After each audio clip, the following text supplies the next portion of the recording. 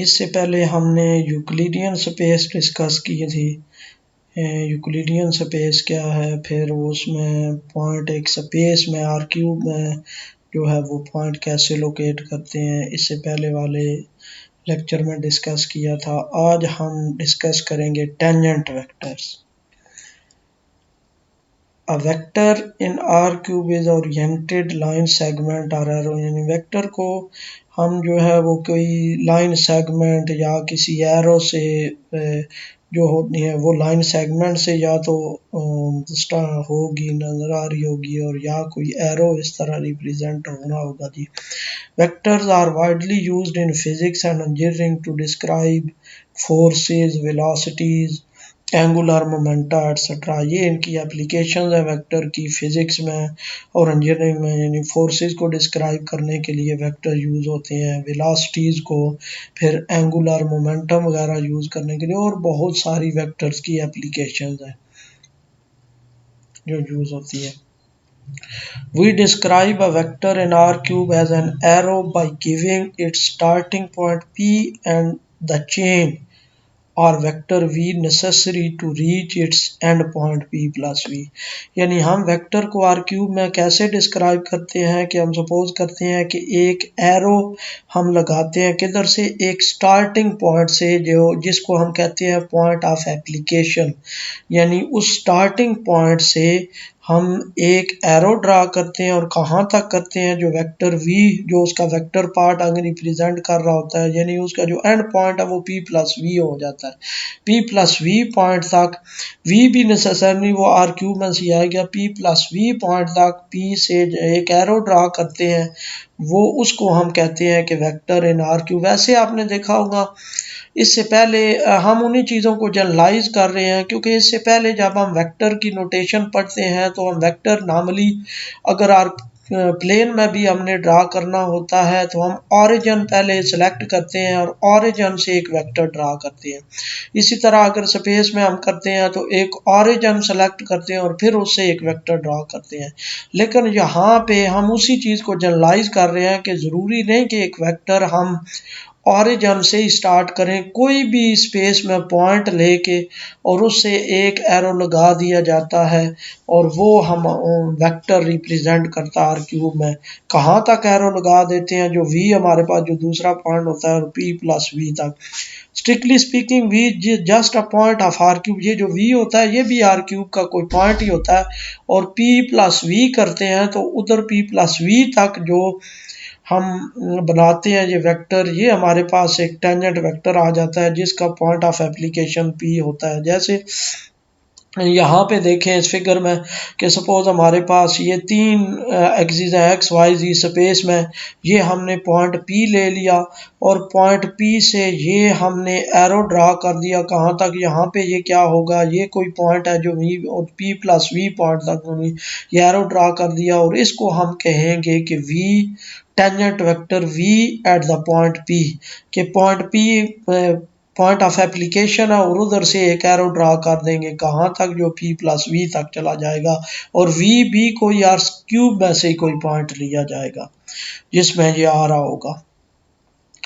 Definition अब देखें, proper जो डेफिनेशन है टेंजेंट वेक्टर की किसी पॉइंट p पे है, tangent vector vp to R cube consist of 2 points of R cube. Its vector part v, यानी ये भी आर क्यूब का कोई पॉइंट लिया जाता है, and it's point of application p।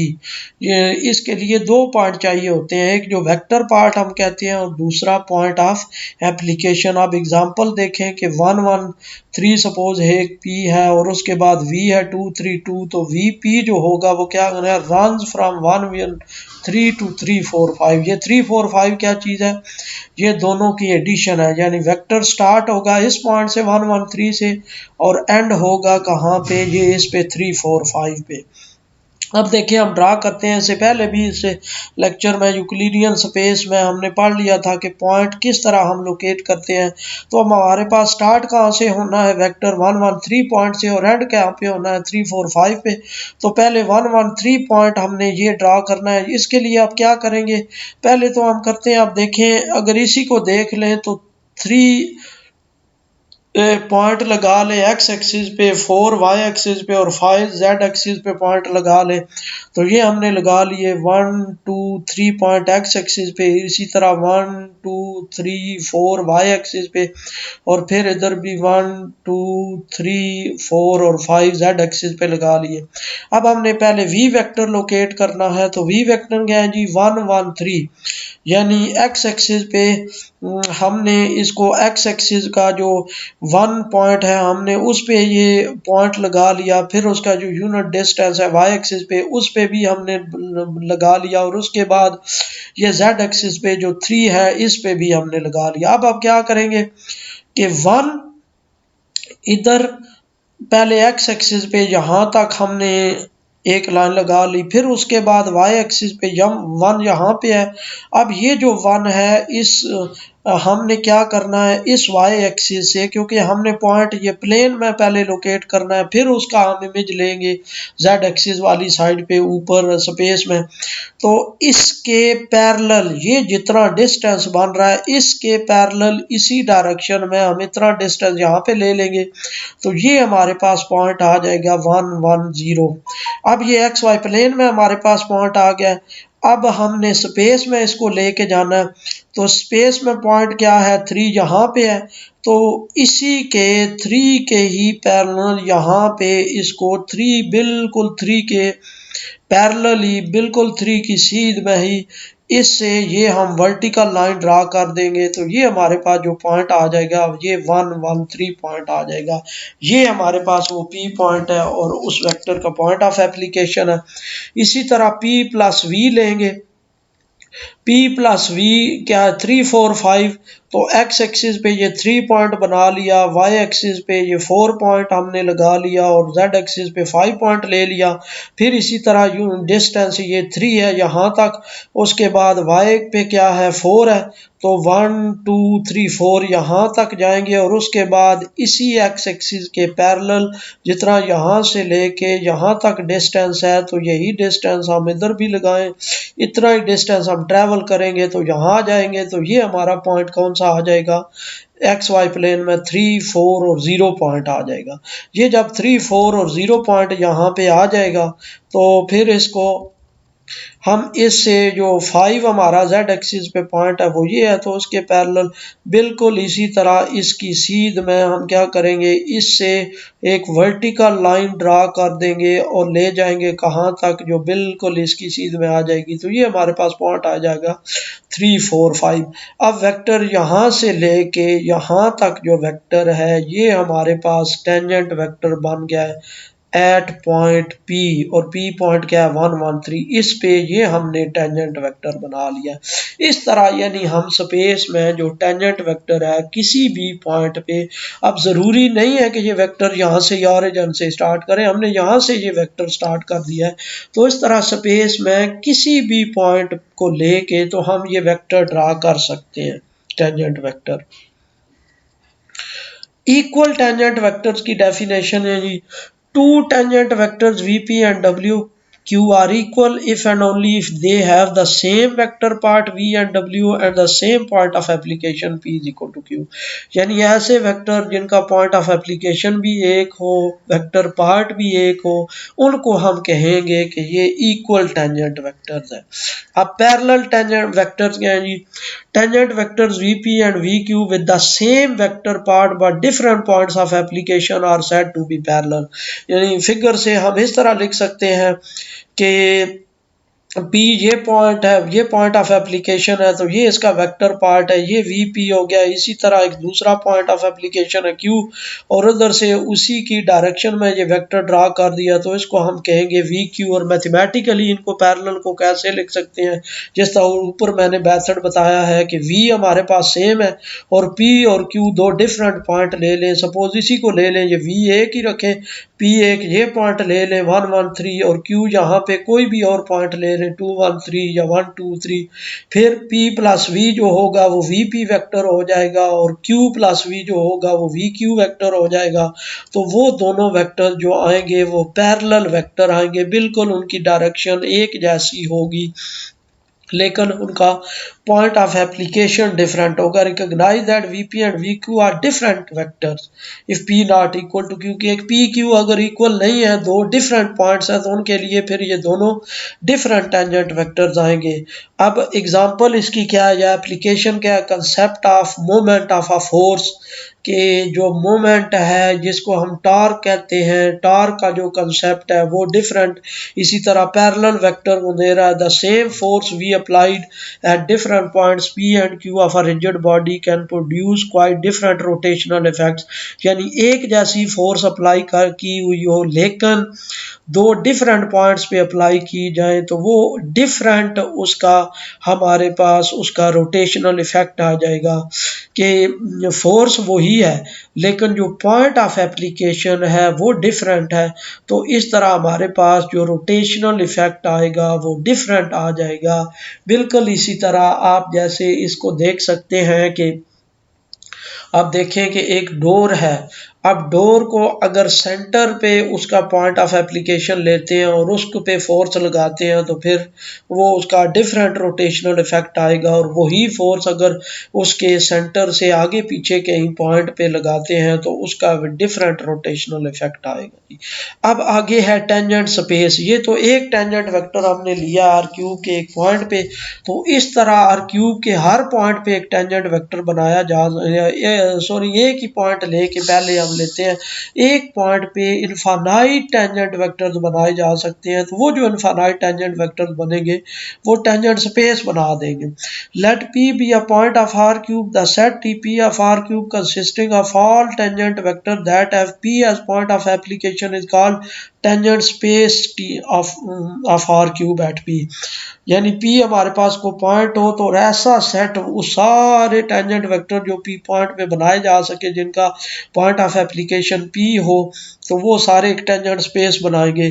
For example आप देखें, ये पी पॉइंट ऑफ एप्लीकेशन है, एक वेक्टर ये बना लिया यू पी, इसी तरह एक वेक्टर ये वी पी बना लिया इस डायरेक्शन में, एक डब्ल्यू पी बना लिया, एक इस डायरेक्शन में बना लिया। क्योंकि आर क्यूब में आप देखें, अगर आर स्क्वेयर में ही देखें तो आप देखें कि इनफानाइट डायरेक्शंस हो जाती हैं आर स्क्वेयर में।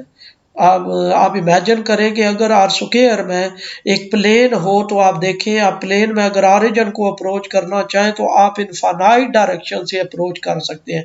इसी तरह अगर ऑरिजिन से अवे जाना चाहें प्लेन में तो वो इनफानाइट डायरेक्शंस में आप जा सकते हैं। इसी तरह स्पेस में भी आप देखें तो स्पेस में अगर ऑरिजिन को छोड़ के कोई आर्बिट्रेरी पॉइंट ले लें, जिस तरह ये लिया हुआ आर्बिट्रेरी पॉइंट, तो उससे इनफानाइट डायरेक्शंस में आप ट्रैवल कर सकते हैं, वो ड्रा कर सकते हैं वेक्टर।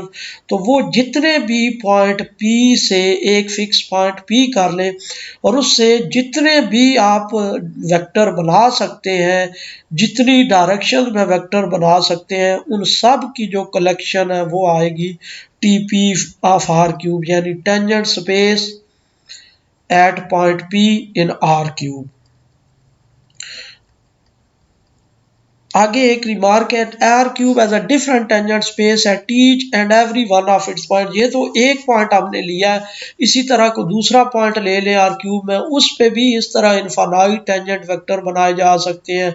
वो पॉइंट क्यू ले लें, T Q of R cube बनाई जा सकती है। एक और पॉइंट आर क्यूब में ले लें आर, और उससे भी उस पे भी आप इनफानाइट टेंजेंट वेक्टर बना सकते हैं, तो वो आ जाएगी, एक और टेंजेंट स्पेस बन जाएगी। अब T P of R cube is a vector space. ये जो बेसिकली जो टेंजेंट स्पेस है ये क्या होती है? वेक्टर स्पेस होती है। वेक्टर स्पेस के ये एक्सियम सेटिस्फाई करती है, और वेक्टर स्पेस के लिए बेसिक जो ऑपरेशंस हम डिफाइन करते हैं, एडिशन और स्केलर मल्टीप्लिकेशन, वो इधर भी डिफाइन की जा सकती है जी, कि we can add two vectors T P of R cube as V P plus W P is equal to V plus W at P. यानी इस तरह पी पॉइंट पे जो दो वेक्टर्स हैं उनको इस तरह ऐड किया जा सकता है, और स्केलर मल्टीप्लिकेशन वो भी इस तरह डिफाइन की की जा सकती है C V of P is equal to C V at the point P. अब देखें इस फिगर में ये एडिशन और स्केलर मल्टीप्लिकेशन एक्सप्लेन की गई है। सपोज हमारे पास ये पी पॉइंट है और इस पे ये एक वेक्टर ले लिया वी पी, इसी पे एक और वेक्टर ले लिया डब्ल्यू पी। तो head at to tail rule से हम क्या करते हैं, ऐड कैसे करते होते हैं वेक्टर को, कि पहले वेक्टर की हेड पे दूसरे वेक्टर का टेल रख देते हैं, तो फिर जो रिजल्टेंट होता है वो इन दोनों की एडिशन को रिप्रेजेंट कर रहा होता है। तो इधर हम जब ये वेक्टर लाके इधर रख देंगे और यहाँ तक ये वेक्टर आ जाएगा, तो ये जो हमारे पास ये लाइन है, ये जो वेक्टर है, ये इन दोनों की एडिशन को रिप्रेजेंट कर रही है। तो आप देखें कि वी पी और डब्ल्यू पी कोई भी दो वेक्टर्स हैं, उनको जब ऐड करें तो वो जो उनका रिजल्टेंट वेक्टर है उसका भी पॉइंट ऑफ एप्लीकेशन पी ही बन रहा है। इस तरह इसका मतलब ये है कि कोई भी जो tangent T P of R cube जो टेंजेंट स्पेस है उसके कोई भी दो वेक्टर ले लें और उनको ऐड करें, तो जो रिजल्टेंट आएगा वो भी T P of R cube का एलिमेंट होगा, यानी उसी से बिलोंग कर रहा होगा। इसी तरह सपोज आप देखें ये यू पी एक वेक्टर है, इसको अगर एक्सटेंड करते हैं स्केलर मल्टीप्लाई करते हैं टू यू पी, तो ये आ जाता है जी। आप देखें ये यहाँ से लेके ये वेक्टर जो यू पी का डबल है उसका भी पॉइंट ऑफ एप्लीकेशन यही है, यानी ये भी to T P of R cube से बिलोंग कर रहा है। इसी तरह अगर माइनस से मल्टीप्लाई करके फिर स्केलर मल्टीप्लाई करते हैं तो उसकी डायरेक्शन रिवर्स हो जाएगी। अब ये भी जो वेक्टर है इसका भी पॉइंट ऑफ एप्लीकेशन पी है, तो ये भी T P of R cube से बिलोंग करता है। इसका मतलब ये है कि एडिशन और स्केलर मल्टीप्लिकेशन डिफाइंड है, इनमें आप बाकी एक्सियम सेटिस्फाई करवा के तो हम प्रूव कर सकते हैं कि ये T P of R cube ये वेक्टर स्पेस है।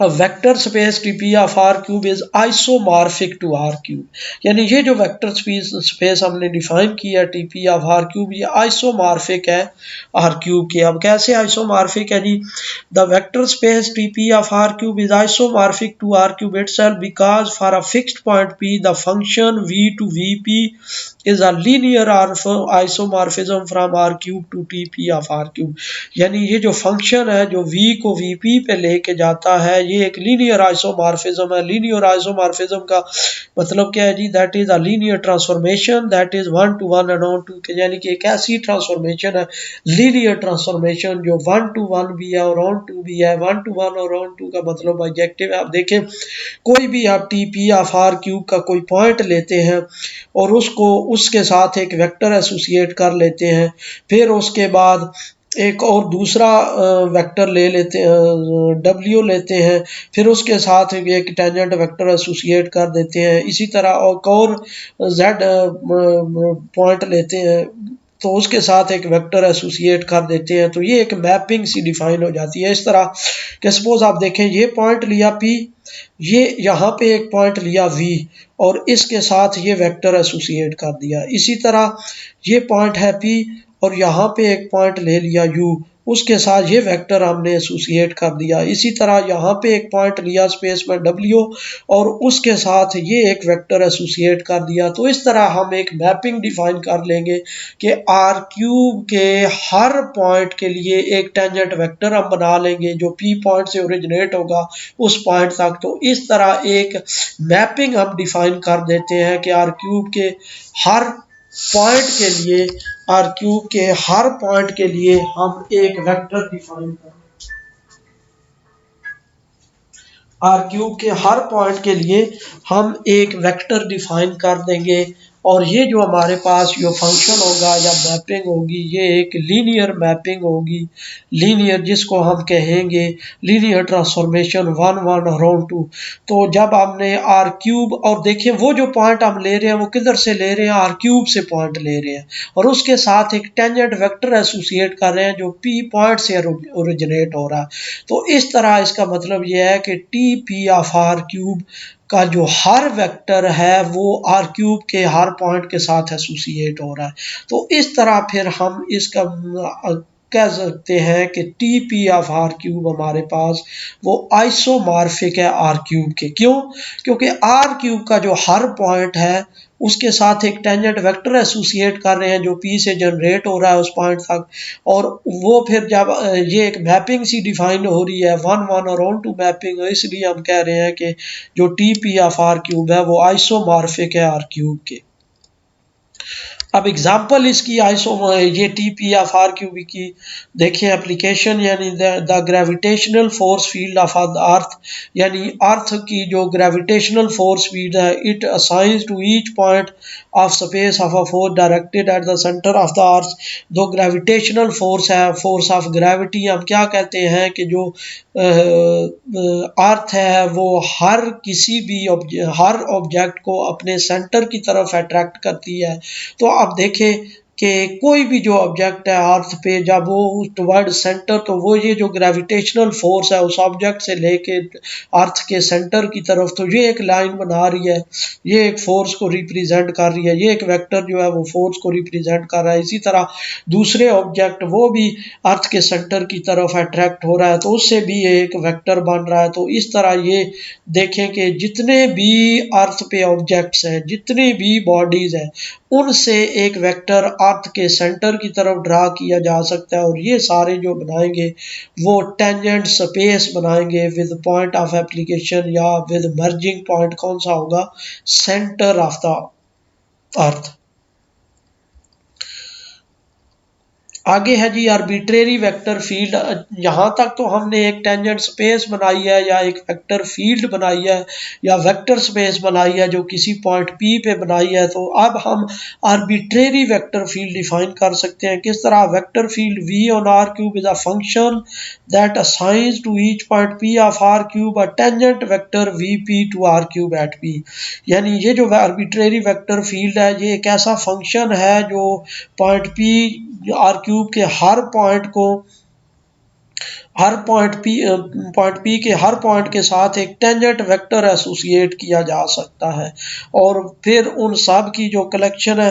अब आगे देखें जी, रफली speaking a vector field just a big collection of arrows one at each point of R cube. यानी आर क्यूब के एक पॉइंट पे एक एरो बनाए, फिर दूसरा पॉइंट लें उस पे एक एरो बनाए, तो उन सब की जो कलेक्शन है वो क्या कहेगी, वो वेक्टर फील्ड कहलाएगी। जैसे ये एग्जांपल है, देखें सपोज आर क्यूब में सपोज ये पी पॉइंट लिया, उस ये वी वेक्टर बार लेके ये हमने एक वी पी बना लिया ये उस वेक्टर फील्ड का। फिर उसके बाद ये क्यू पॉइंट लिया, अब क्यू पॉइंट लेके ये एक वेक्टर बना लिया। इसी तरह एस पॉइंट लिया, ये एक वेक्टर बना लिया। फिर ये आर पॉइंट लिया, उसमें एक ये वेक्टर बना लिया। टी पॉइंट ले लिया, ए पॉइंट ले लिया। इसी तरह आर क्यूब के हर पॉइंट पे एक टेंजेंट वेक्टर बनाया जा सकता है। तो वो जितने भी कलेक्शन है उन टेंजेंट वेक्टर्स की, उसको हम क्या कहेंगे, वेक्टर फील्ड वी। अब ये डिफरेंट बनाई जा सकती हैं वेक्टर फील्ड। आगे हम देखते हैं जी कि अलजबरा ऑफ वेक्टर फील्ड का अलजब्राइक ऑपरेशंस क्या होते हैं जी। For example addition, subtraction, scalar multiplication. यानी जो वेक्टर फील्ड है वो इसी तरह ऐड किए जा सकते हैं। स्केलर मल्टीप्लिकेशन उनमें डिफाइन की जा सकती है, सब्ट्रैक्शन डिफाइन की जा सकती है। पहले तो ये है कि वेक्टर फील्ड बनाई कैसे जा सकती है। अब देखिए एक पॉइंट हमने ये लिया, एक टेंजेंट वेक्टर बना लिया, एक ये टेंजेंट वेक्टर बनाया, एक ये, हर पॉइंट पे एक टेंजेंट वेक्टर बनाते जाएं, उसको एक सेट में रख दें, वो एक सपोज वी वेक्टर फील्ड आ गया। अब पॉइंट यही रहने दे, सपोज हम दूसरा वेक्टर इस डायरेक्शन में प्लाट कर देते हैं, वो एक दूसरे सेट में रख देते हैं डब्ल्यू में। इसी तरह पॉइंट यही रहने दे, एक यहाँ पे वेक्टर ड्रा कर देते हैं, उसको डब्ल्यू में रख देते हैं। फिर यहाँ पे एक वेक्टर ड्रा कर लेते हैं, उसको डब्ल्यू में रख देते हैं। इसी तरह इधर एक वेक्टर ड्रा कर लेते हैं इस डायरेक्शन में, उसको डब्ल्यू में रख देते हैं।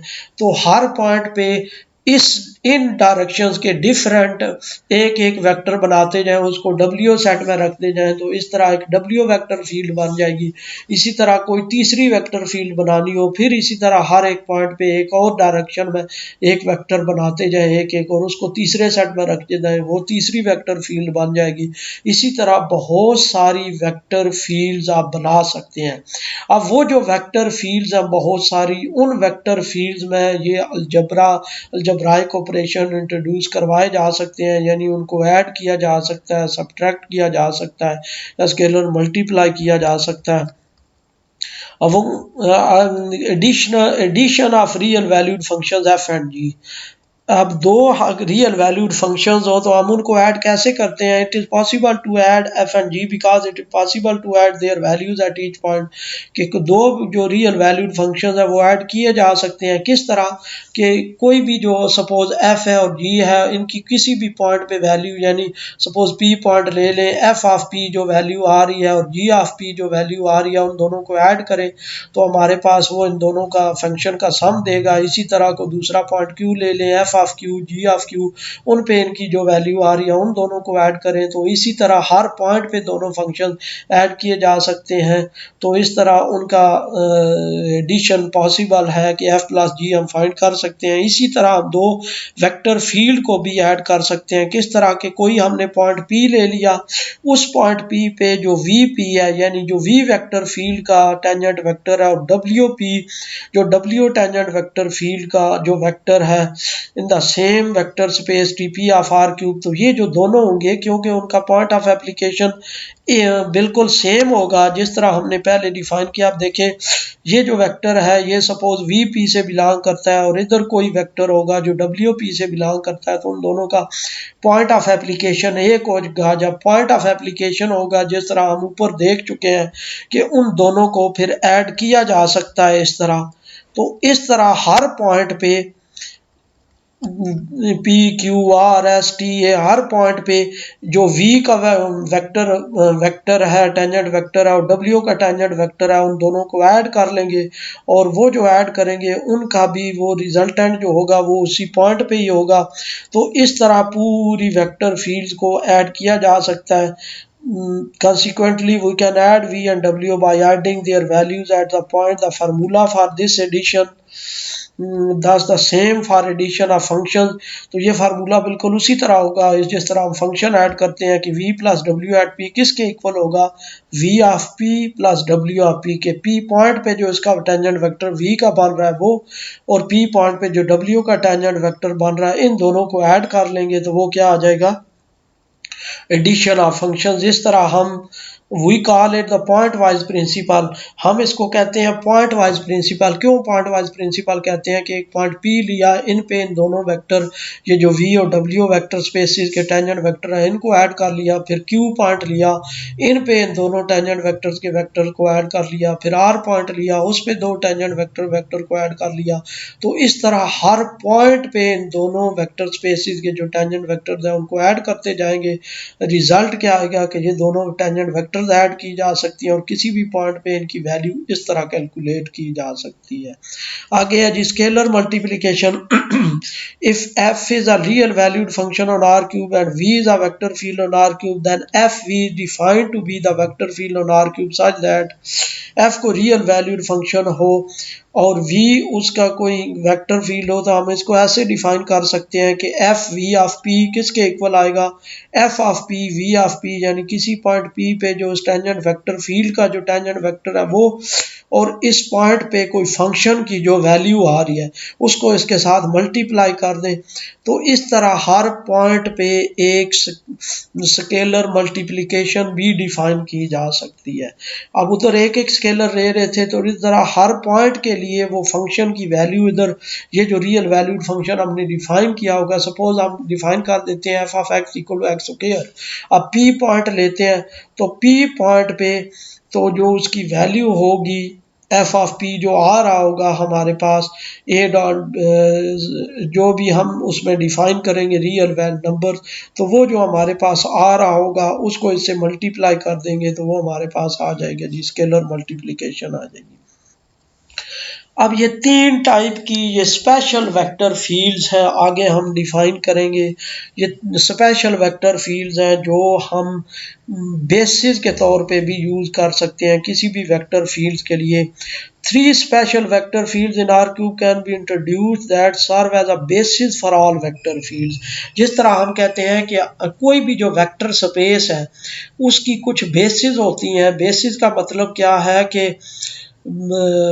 हम उस पूरी वेक्टर स्पेस के हर एलिमेंट को उनके लीनियर कॉम्बिनेशन में लिख सकते हैं। जिस तरह आर क्यूब है जिसकी सपोज हम कहते हैं कि 100 010 और 001 तीन इसकी स्टैंडर्ड बेसिस है, यानी आर क्यूब का जो हर पॉइंट है वो इनके लीनियर कम्बिनेशन में लिखा जा सकता है। इसी तरह जो वेक्टर फील्ड है उनके लिए 3 स्पेशल वेक्टर फील्ड डिफाइन की जा सकती हैं जो जो वेक्टर फील्ड इनके लीनियर कम्बिनेशन में लिखी जा सकती है, और इनको हम क्या कहते हैं, नेचुरल फ्रेम फील्ड। इनको हम नेचुरल फ्रेम फील्ड में रिप्रेजेंट करते हैं जी। टर्मिनोलॉजी जो यूज़ करते हैं वो नेचुरल फ्रेम फील्ड की यूज़ करते हैं। देखें जी, let u1 u2 u3 with the vector fields on R cube such that u1 of p, इस तरह हम डिफाइन करते हैं वेक्टर फील्ड के u1 ऑफ p किसके इक्वल आए 1 1 1 0 0 at the point p, u2 of p is equal to 0 1 0 at the point p और u3 of p 0 0 1 at the point p for each point p of r cube, then u1 u2 u3 collectively are called the natural frame field on R cube।